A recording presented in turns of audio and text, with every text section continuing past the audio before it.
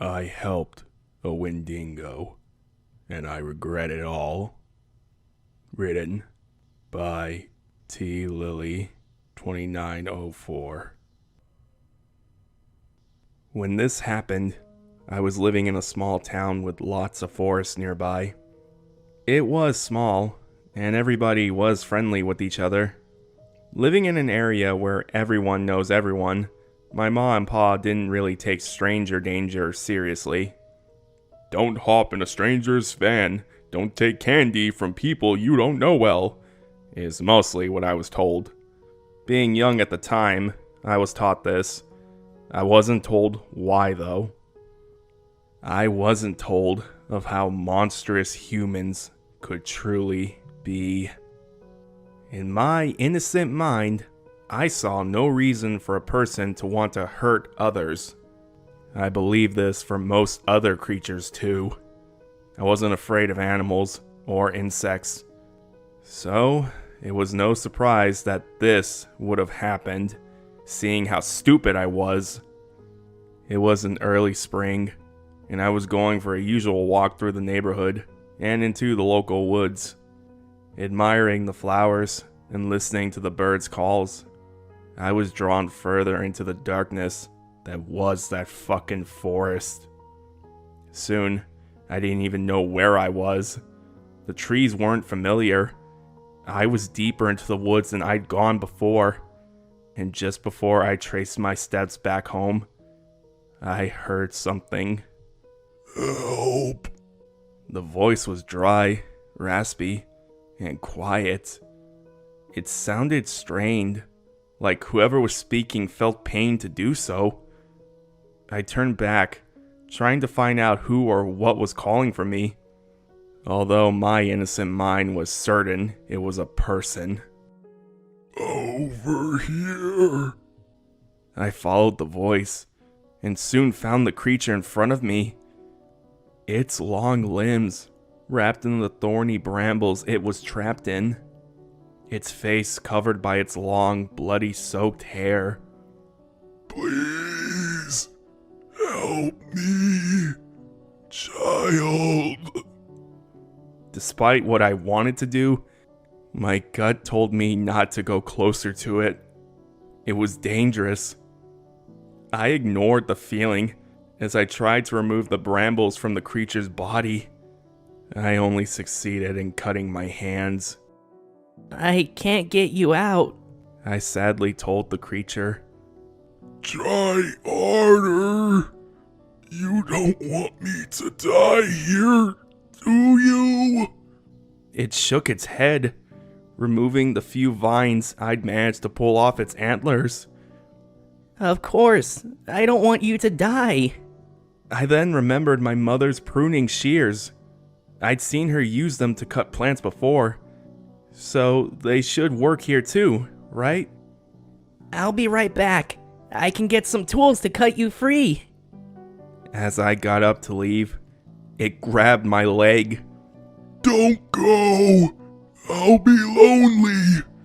We can free me later! The creature pulled me back down to the ground. I stared at it again, noticing all the bones poking through its skin. That's all it really was. Skin and bones. Breaking the eerie silence, it spoke again. My name is Anoki. What is yours? I didn't hesitate to respond. I'm T. After that, we started to talk more, until the sun started going down. Then I went home. That night I stayed awake in bed, wondering about my new friend. How did he get stuck there anyway? The next day, I brought the pruning shears, and with some effort, I removed the brambles. Anoki never thanked me for the help. He just tried to stand up, but he was too wounded to move. I innocently asked him, Do you want me to go get my parents? They have band-aids. But he shook his head. I need more than that. I need food to get stronger.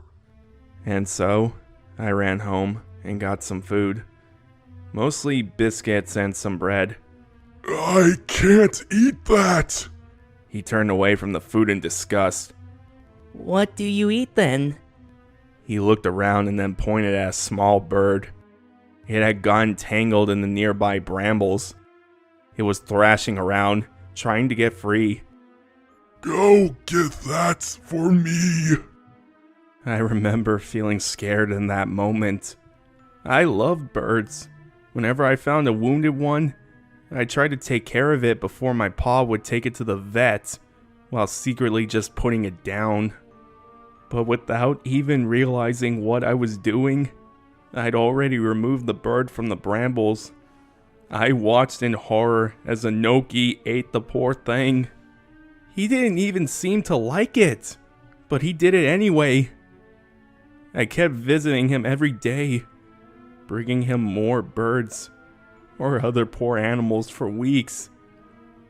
He was looking better each day, yet still bone thin, until eventually I came to him with another bird. He wasn't sitting in the place he always sat. I called out for him, but he didn't come. Then I heard the trees above me shake.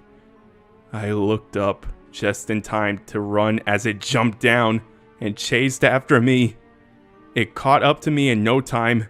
It had longer legs and was faster, and it grabbed my leg, and its claws sunk into my flesh.